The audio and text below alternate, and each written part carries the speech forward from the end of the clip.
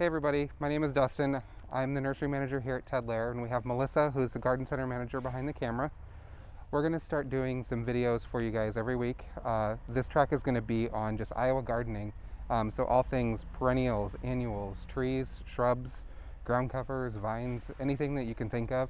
We're going to try to highlight one specific group of plants once a week, and this week we're going to do one of my favorites. This one is called a hellebore, or if you're from the Midwest, a Lenten Rose. But they're both the same name for the same, or different names for the same plant. Some of the unique characteristics about this plant that makes it so striking is it is one of the first things to bloom. So it's called a Lenten Rose, specifically because it tends to bloom right around Lent. Grows zones 4 through 9. However, zones 4 and 5, it is only semi-evergreen, whereas zones 6 through 9, it is an evergreen plant.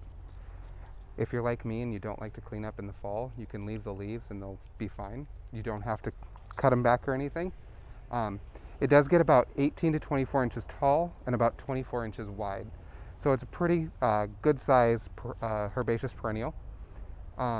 It will self-seed a little bit and naturalize.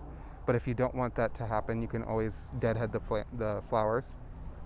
So something that is also super unique about these plants is it has a bract. So this is actually not the petal of the flower, this is just a leaf. The flower is these little tiny pieces right in here. So these hang around for quite a long time.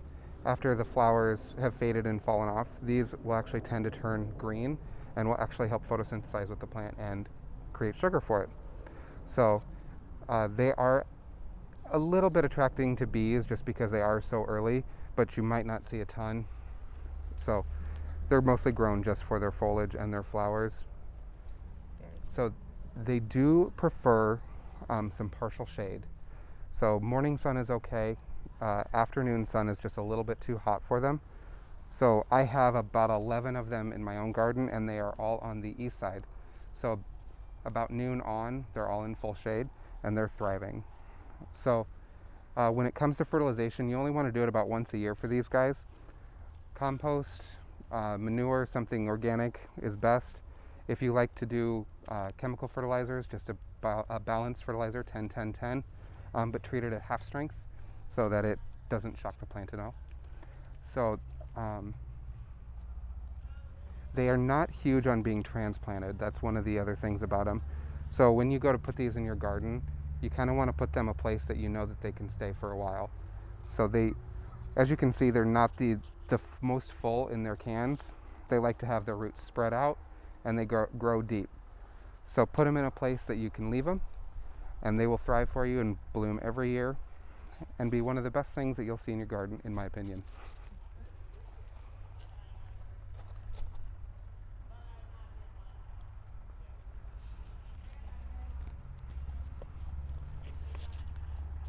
So we do have quite a few of them in the garden center now.